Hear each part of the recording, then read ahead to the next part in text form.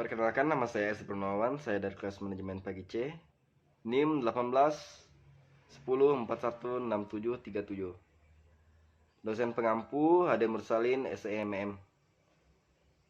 Soal ujian akhir perilaku organisasi kelas manajemen pagi C. Soal bagian A. Soal bagian A berkenaan dengan kegiatan Anda di Google Classroom. Pertanyaan pertama, berapa kalikah Anda hadir dalam kuliah? Kenapa Anda harus hadir dalam kuliah perilaku organisasi? Jawabannya, saya hadir sebanyak 14 kali. Kenapa saya harus hadir? Karena mata kuliah perilaku organisasi ini adalah mata kuliah yang penting. Dan di dalam mata kuliah ini, saya harus mengikutinya dan saya ingin mendapatkan pendidikan dan ilmu yang baru dalam perilaku organisasi tersebut. Pertanyaan nomor 2. Sebutkan dan jelaskan tugas terstruktur yang sudah saudara buat dan manfaat apa yang saudara peroleh mengerjakan tugas terstruktur tersebut. Jawabannya, manfaat yang saya peroleh dalam tugas struktur yang saya telah buat yaitu saya lebih tahu struktur-struktur apa yang ada dalam perilaku organisasi. Pertanyaan nomor 3. Manfaat apa yang saudara peroleh mempelajari perilaku organisasi melalui Google Classroom? Jawabannya, manfaatnya ialah saya bisa mengenal dan memfungsikan Classroom sebagai bahan ajar dalam mempelajari mata kuliah perilaku organisasi, meskipun tidak tatap muka atau offline.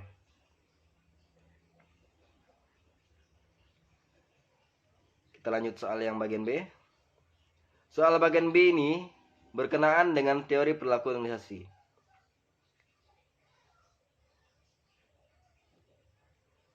Pertanyaan yang pertama, ada berapakah bidang ilmu yang ikut memberikan kontribusi dalam perkembangan dari ilmu perilaku organisasi? Jelaskan. Pertanyaan nomor 2, pengertian organisasi dan unsur-unsur organisasi. Jawabannya, pengertian organisasi merupakan sekumpulan orang-orang yang disusun dalam kelompok-kelompok yang bekerja sama untuk mencapai tujuan yang sama. Organisasi adalah sistem kerjasama antara dua atau lebih. Atau organisasi adalah setiap bentuk kerjasama untuk mencapai tujuan yang sama. Organisasi adalah struktur pembagian kerja dan struktur tata hubungan kerja antar kelompok orang pemegang posisi yang bekerja sama secara tentu untuk bekerja sama mencapai tujuan tertentu.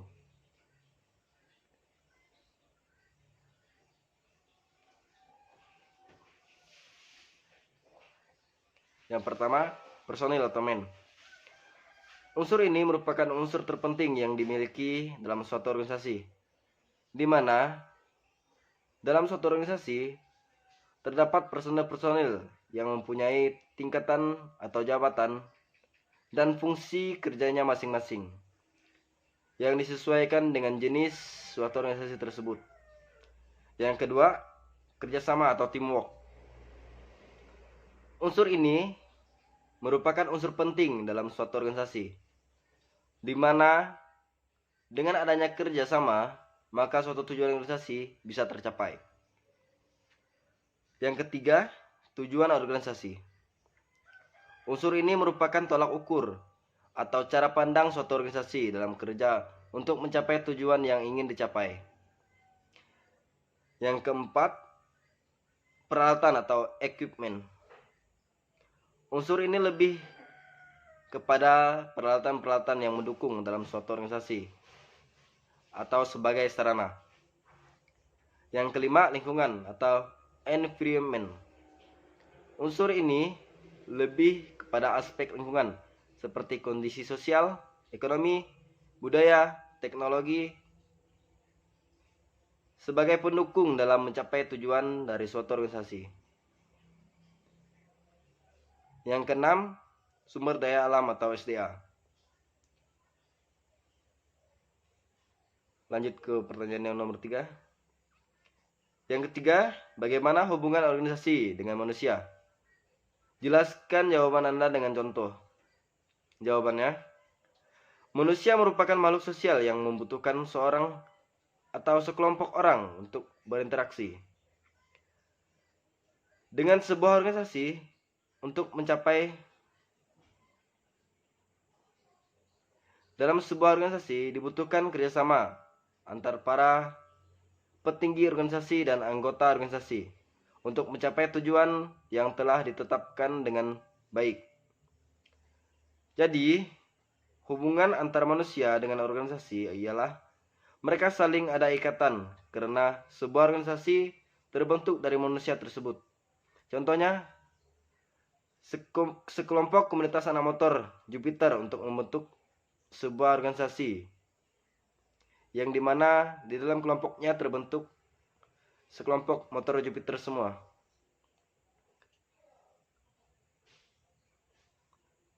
Pertanyaan nomor 4. Uraikan jenis-jenis kekuasaan yang ada, yang Anda ketahui, dan berikan contohnya. Pertanyaan nomor 6. Jelaskan apakah yang dimaksud dengan motivasi. Jelaskan tahapan proses motivasi. Jawabannya, motivasi ialah proses yang menjelaskan intensitas, arah, dan ketentuan seseorang individu untuk mencapai tujuan. 3 elemen utama dalam definisi ini diantaranya ialah intensitas, arah, dan ketekunan. Tahap proses motivasi. Yang pertama, kebutuhan atau needs. Kebutuhan merupakan suatu kekurangan. Dalam pengertian keseimbangan, kebutuhan tercipta apabila terjadi ketidaksambungan yang bersifat fisiologis atau psikologis. Dorongan atau yang kedua, dorongan atau drives.